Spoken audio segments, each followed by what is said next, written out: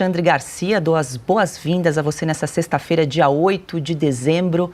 Vale lembrar que essa regra, Alexandre, foi estabelecida 10 dias antes do segundo turno das eleições de 2022 e o Procurador-Geral da República, à época, Augusto Aras, também argumentou que essa possibilidade de suspender perfis e contas nas redes sociais por parte dos ministros do TSE poderia configurar censura prévia, algo que nós bem sabemos é proibido pela nossa Constituição Federal. Muito boa noite, Alexandre, seja bem-vindo. Boa noite, Paula. Boa noite, Ana Paula, Augusto, Piotr. Olha só, essa regra não foi estabelecida pelo Poder Legislativo, foi estabelecida pelo Poder Judiciário. Como assim? Não foram os representantes do povo brasileiro que fizeram essa lei. Que essa lei, e me parece, né, eu sou leigo em direito, mas eu sei ler, eu sou alfabetizado, e a Constituição Cidadã é muito fácil de ser lida. Artigo 220 da Constituição diz que não haverá qualquer tipo de censura, né? E parece que o órgão de censura, eu lembro que no tempo do governo militar o órgão de censura funcionava no Ministério da Justiça, né? Agora vai funcionar no TSE. O TSE vai ser o órgão de censura para saber o que pode e o que não pode ser dito numa campanha eleitoral, né? Ser dito por um eleitor que postar alguma coisa lá, né? Não, parece que não entenderam que a praça pública foi transformada em universo digital. É nesse universo digital que as pessoas dizem de tudo, né? Meu Deus, não querem dar liberdade para as pessoas dizerem de tudo? Deixa que as pessoas decidam o que deve receber, ser crível ou não. É tão simples. Agora estão dentro do George Orwell, 1984. É isso que está acontecendo. Piano, piano, va lontano. Pouco a pouco. Ninguém faz isso tudo de uma vez só. Estão fazendo pouco a pouco. Daqui a pouco a gente vai descobrir que eles já pisaram no nosso jardim, já mataram o nosso cachorro e já cortaram as nossas cordas vocais, já levaram a nossa garganta, como diz o nosso poeta. Ana Paula Henkel, muito boa noite. O STF, então, começou a julgar hoje essa regra, essa resolução que foi estabelecida pelo TSE lá no ano passado, que permite a exclusão, a retirada de conteúdos na internet, mesmo que ninguém tenha solicitado. E como bem disse o Alexandre Garcia, né, Ana, essa foi uma regra que não foi elaborada pelo Poder Legislativo, e sim pelos próprios ministros do Tribunal Superior Eleitoral. Boa noite. Boa noite, Paula. Boa noite, Piotr, mestres, Alexandre, Augusto. Muito boa noite à nossa audiência. Que bom fechar a semana com vocês, né? Apesar das notícias, olha que brilhante a capa do mestre, mais um mestre Guzzo, né? Silêncio, porque é isso que nós estamos vivendo. Absolutamente a era do silêncio, a era da mordaça, a era da proibição de qualquer debate. O Alexandre sempre lê aqui, né, a nossa Constituição, o artigo 5º, o 220.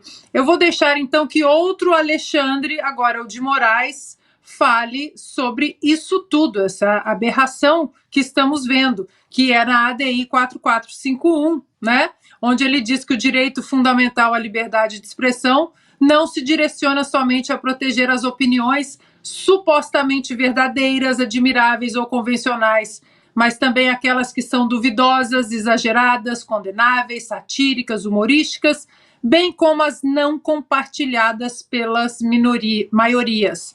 E aí o Alexandre de Moraes ainda fala: ressalte-se que, mesmo as declarações errôneas, estão sob a guarda dessa garantia constitucional. O que acontece, Paulo, é que estamos diante de um Estado babá, que quando viu o despertar político da população nos últimos 4, 5 anos, ele agora falou: opa, peraí, essa gente pensando demais, debatendo demais, questionando demais, falando demais, é preciso amordaçar. A verdade é essa, nua e crua, para todos nós vermos. O que a esperança que temos é a volta de um possível protagonismo do Congresso, observando tudo isso, né?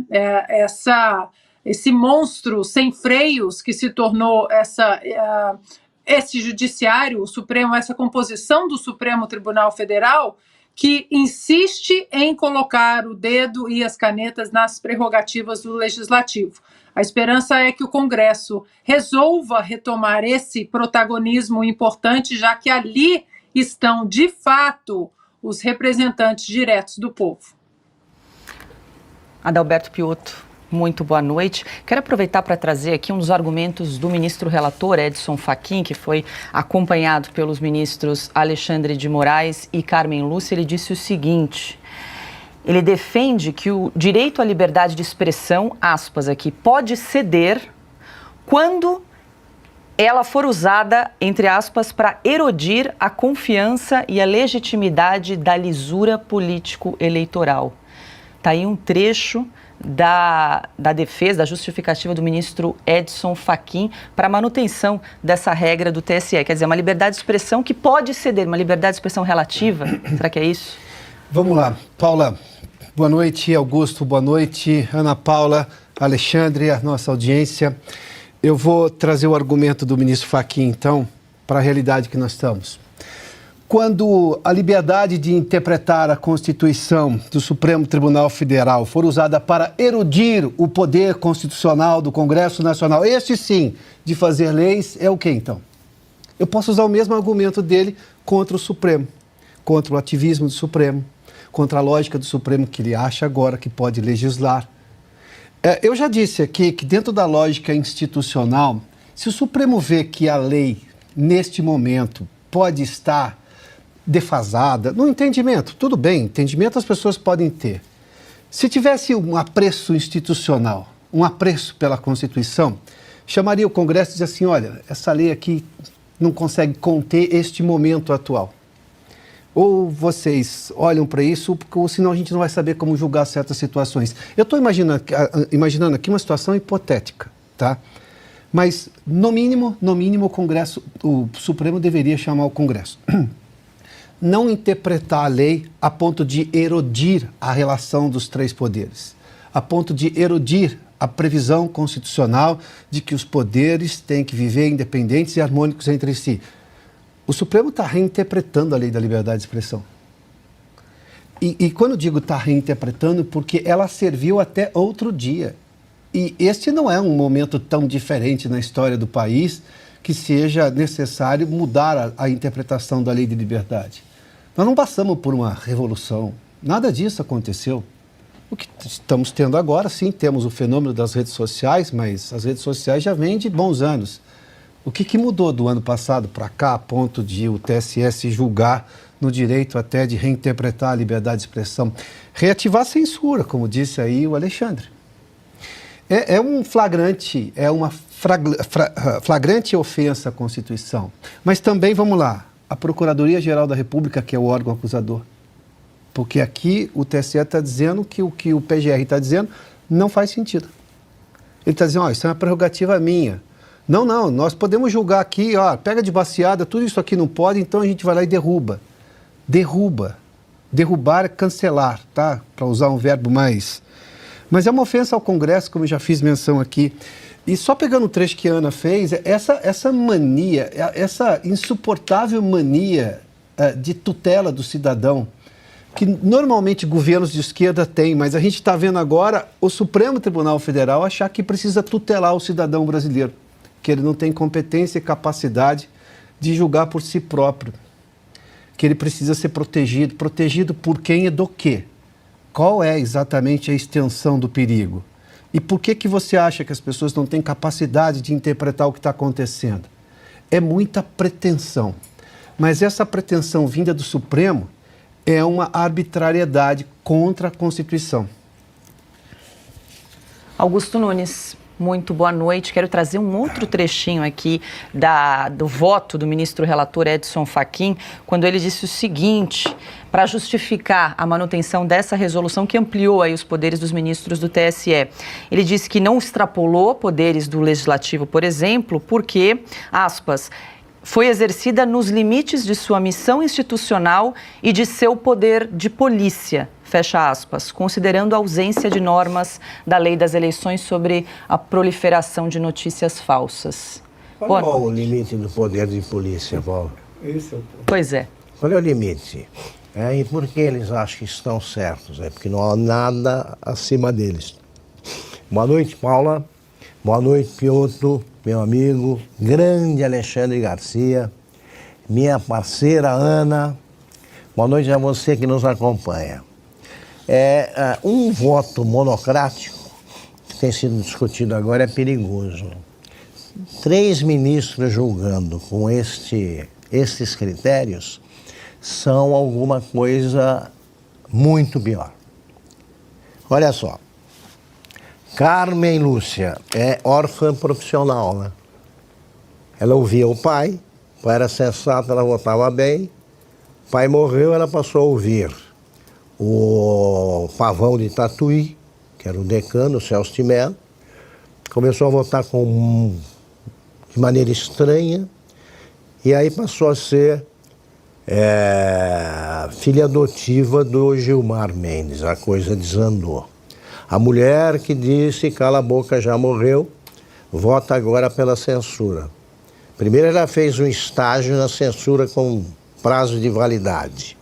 Agora ela já não se preocupa mais com isso. Edson Fachin, esse cara inventou a lei do CEP, tirou o Lula da cadeia. Eu, se faço uma coisa dessa, eu passo um tempo em retiro para que não lembrem de mim, porque já é uma audácia e tanto.